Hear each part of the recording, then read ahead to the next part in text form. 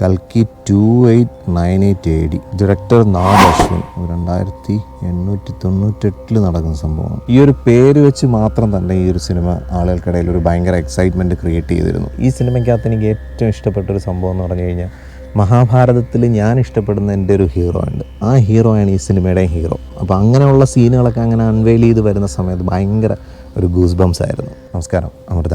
ശരിക്കും ഭയങ്കര പ്രൗഡായിട്ട് തോന്നി. കാരണം നമ്മുടെ എപ്പിക്കിനെയൊക്കെ എടുത്ത് ഇത്രയും മനോഹരമായിട്ട് പറഞ്ഞു കഴിഞ്ഞാൽ ഒരു കോണ്ടന്റ് സ്പോയിൽ ആവും എന്നുള്ളതുകൊണ്ട് പറയാൻ പറ്റുന്നില്ല. പക്ഷേ എങ്കിലും നമ്മുടെ ഉള്ളിലുള്ള സിനിമ കണ്ടതിൻ്റെ ഒരു എക്സൈറ്റ്മെൻറ്റ് ഷെയർ ചെയ്യാതിരിക്കാനും പറ്റത്തില്ല. അതായത് നമ്മൾ മഹാഭാരതം കണ്ടിട്ടുള്ളതാണ്. അപ്പോൾ മഹാഭാരതത്തിൻ്റെ ഒരു ന്യൂ വെർഷൻ എന്ന് വേണമെന്നുണ്ടെങ്കിൽ പറയാം. എന്നാൽ അതിൻ്റെ ഡിറ്റോ കോപ്പിയല്ല. പക്ഷേ ഇതിനകത്ത് നടക്കുന്ന, അതായത് ഈ കാലഘട്ടത്തിൽ നടക്കുന്നത്, മോഡേൺ ആയിട്ടുള്ള കാലഘട്ടത്തിൽ നടക്കുന്നതിൻ്റെ ഒരു ടെക്നിക്കൽ അഡ്വാൻസ്മെൻ്റ് ആയിരുന്നാലും, മോസ്റ്റ് മോഡേൺ ആയിട്ടുള്ള ഗാഡ്ജറ്റ്സ് ആയിരുന്നാലും എല്ലാം എവറിത്തിങ് ഒരു ന്യൂ എക്സ്പീരിയൻസ് ആണ്. ഒന്നും നമുക്കതിൽ മാറ്റി നിർത്താൻ പറ്റത്തില്ല. Each and every shot, each and every scene is new. അപ്പോൾ അങ്ങനെ വരുമ്പോൾ നമ്മളിങ്ങനെ കണ്ണും തള്ളിയിരിക്കുക. അപ്പോൾ ഇത്രയും മോഡേൺ ആയിട്ടുള്ള, ഇത്രയും ഫ്യൂച്ചറിസ്റ്റിക് ആയിട്ടുള്ള ഒരു എറയിൽ പോലും ആ കാലഘട്ടത്തിൽ നമ്മൾ കേട്ട് പഴകിയ സാധനത്തിൻ്റെ അതിൻ്റെ വളരെ വികൃതമായിട്ടുള്ളൊരു ന്യൂ വേർഷനാണ് ഇന്ന് അരങ്ങേറുന്നത് എന്നുള്ളത് ഇവർ വളരെ സബ്റ്റിലായിട്ട്, അല്ലെങ്കിൽ ഒരു അണ്ടർലൈങ് ലെയർ ആയിട്ട് ഈ സിനിമയ്ക്കകത്ത് പറഞ്ഞു വെച്ചിട്ടുണ്ട്. അതാണ് ഈ സിനിമയുടെ ഒരു എക്സ്ട്രീം ബ്യൂട്ടി എന്ന് പറയുന്നത്. പിന്നെ പാരിസ്ഥിതിക പ്രശ്നങ്ങൾ, മനുഷ്യൻ എത്രത്തോളം പ്രകൃതിയെ ചൂഷണം ചെയ്യുന്നു എന്നുള്ളതൊക്കെ ഇൻഡയറക്റ്റ് വേയിൽ അത്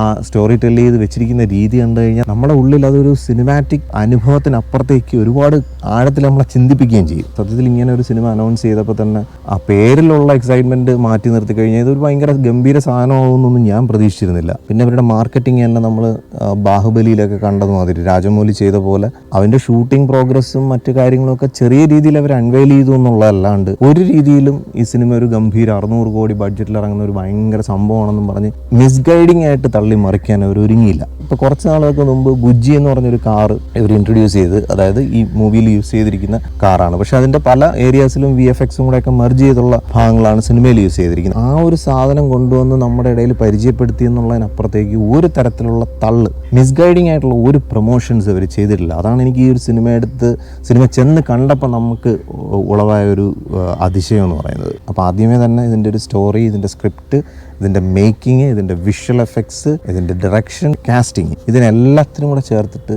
മൂവി IMDbയിൽ ആദ്യമേ ഞാൻ 10 out of 10 അങ്ങോട്ട് റേറ്റ് ചെയ്യട്ടെ, എന്നിട്ട് ബാക്കി പറയാം.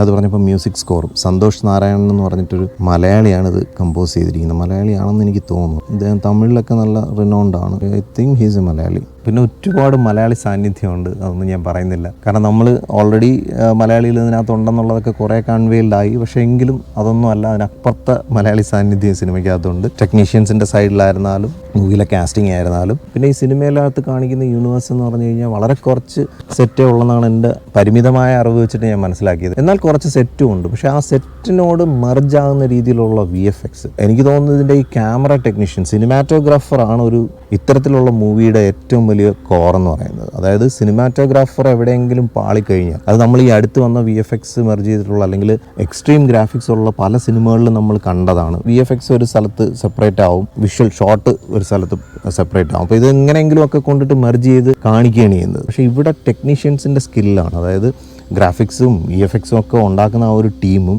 ഈ സിനിമാറ്റോഗ്രാഫി ഹാൻഡിൽ ചെയ്യുന്ന ആ ഒരു ടീമും തമ്മിലുള്ള ഒരു സിങ്ക്, അല്ലെങ്കിൽ അവരുടെ അത്രയും ഒരു ടെക്നിക്കൽ അഡ്വാൻസ്മെൻറ്റ്, അത് ഈ സിനിമയ്ക്കകത്ത് ഒരു രീതിയിലും നമുക്കത് ഗ്രാഫിക്സോ ഇതാണെന്നൊന്നും തോന്നുന്നില്ല. അത്ര എക്സ്ട്രീമായിട്ടാണ് ചെയ്തു വെച്ചിരിക്കുന്നത്.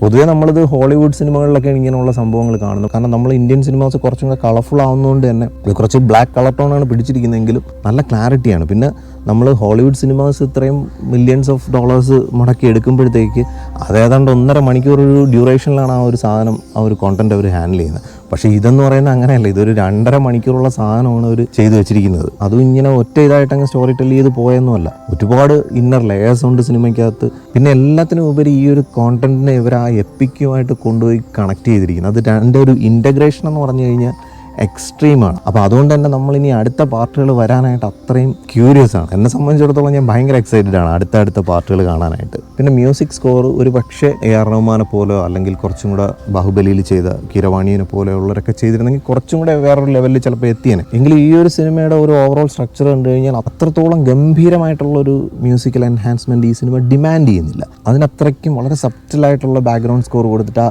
ഡയലോഗ്സിന് ക്ലാരിറ്റി കൂട്ടിയിട്ടുണ്ട്. അപ്പോൾ പല സന്ദർഭങ്ങളിലും ബാക്ക്ഗ്രൗണ്ട് സ്കോർ ഇല്ല എന്ന് തന്നെ പറയാം. പക്ഷേ അത്തരത്തിലുള്ളൊരു മ്യൂട്ടിങ്, ആ മ്യൂസിക്കിലുള്ള മ്യൂട്ടിങ് പോലും ഭയങ്കര ഒരു ഇമ്മേഴ്സീവ് ഫീലിംഗ് തരുന്നുണ്ട് ആ കാഴ്ച കണ്ടുകൊണ്ടിരിക്കാൻ. അപ്പോൾ അവിടെയൊക്കെ എനിക്ക് തോന്നുന്നു നാഗാശ്വിൻ എന്നുള്ള ഡയറക്ടറുടെ സ്കില്ലായിരിക്കാം ആ കറക്റ്റ് മീറ്റർ പിടിച്ചിട്ടുള്ള ബാക്ക്ഗ്രൗണ്ട് സ്കോറേ ചെയ്തിട്ടുള്ളത്. ശരിക്കും ഇങ്ങനെയൊക്കെയുള്ള ഒരു സംഭവം വരുമ്പോഴത്തേക്ക് ഒരുപാട് മ്യൂസിക് സ്കോർ ചെയ്ത് ഭയങ്കര ഒരു തിയേറ്റർ ഗൂസ്ബംസ് ഒക്കെ ഉണ്ടാക്കാനുള്ള ഒരുപാട് സ്കോപ്പ് ഉണ്ടായിരുന്നു. പക്ഷേ അവിടെയൊന്നും അവർ ആ ഒരു ലെവലിലല്ല ഇതിനെ ട്രീറ്റ് ചെയ്തിരിക്കുന്നത്. കോണ്ടന്റിന് ഒരു ക്വാളിറ്റി ഉണ്ട്, ആ ക്വാളിറ്റിയെ കീപ്പ് ചെയ്താണ് എല്ലാ കാര്യങ്ങളും ചെയ്തിരിക്കുന്നത്. പിന്നെ ഇത് DQ വെയ്ഫെയർ ഫിലിംസ് ആണ് ഈ സിനിമേനെ കേരളത്തിൽ മലയാളത്തിൽ എത്തിച്ചിരിക്കുന്നത്. പൊതുവേ ഞാൻ ഇങ്ങനെയുള്ള സിനിമകൾ ഒറിജിനൽ ലാംഗ്വേജിൽ കാണാൻ ശ്രമിക്കും. കാരണം സബ് ടൈറ്റിൽ വെച്ച് നമ്മൾ കണ്ടന്റ് മനസ്സിലാക്കിയാലും അതിൻ്റെ ഒറിജിനൽ ഡയലോഗിൽ മാത്രമേ അവരുടെ ഫേഷ്യൽ ജസ്റ്റേഴ്സ് അല്ലെങ്കിൽ ഒരു കോമഡി സീനിൻ്റെ ആ ഒരു ജസ്റ്ററൽ എഫക്റ്റ് നമുക്ക് കിട്ടത്തുള്ളൂ. പക്ഷെ അത് മലയാളത്തിലായപ്പോഴത്തേക്ക് അവിടെ കുറച്ച് ഇതിൻ്റെ കോമഡി രംഗങ്ങളിലൊക്കെ അവിടെ കുറച്ചൊരു എന്തൊക്കെയോ ഒരു ചെറിയൊരു അപാകത ഫീൽ ചെയ്തു. പക്ഷെ അതൊരു അപാകതയായിട്ട് തോന്നത്തില്ല, കാരണം വളരെ സ്ലോ ടെമ്പോയിലുള്ള കോമഡിയാണ്. അപ്പോൾ അതുകൊണ്ട് തന്നെ നമുക്കത് മനസ്സിലാവും. പിന്നെ കാസ്റ്റിംഗ് എന്ന് പറഞ്ഞു കഴിഞ്ഞാൽ ഒന്നും പറയുന്നില്ല.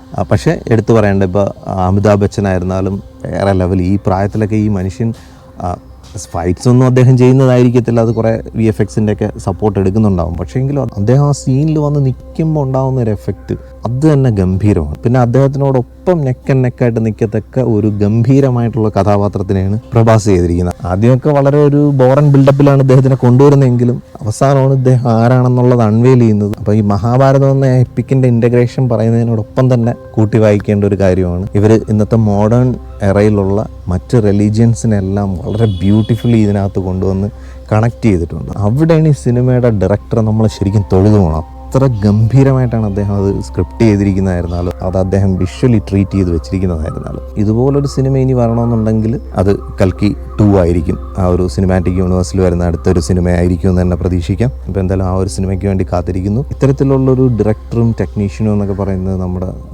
ഇന്ത്യൻ പനോരമയുടെ ഒരു വരമാണെന്ന് നമുക്ക് വേണമെങ്കിൽ പറയാം. എങ്കിലും ആളൊഴിഞ്ഞ തിയേറ്റർ വളരെ വിഷമമുണ്ടാക്കി. ഞാനിത് ആറ്റിങ്ങൽ തപസ്യ തിയേറ്ററിൽ നിന്നാണ് കണ്ടത്.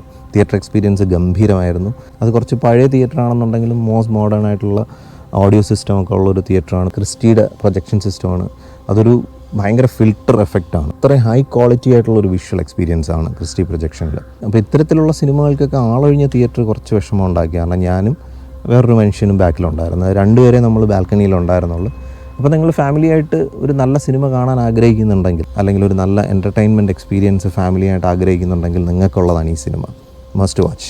അപ്പോൾ എന്തായാലും മറ്റൊരു സിനിമ വിശേഷമായിട്ട് നമുക്ക് വീണ്ടും കാണാം. Thank you for watching and thank you for supporting.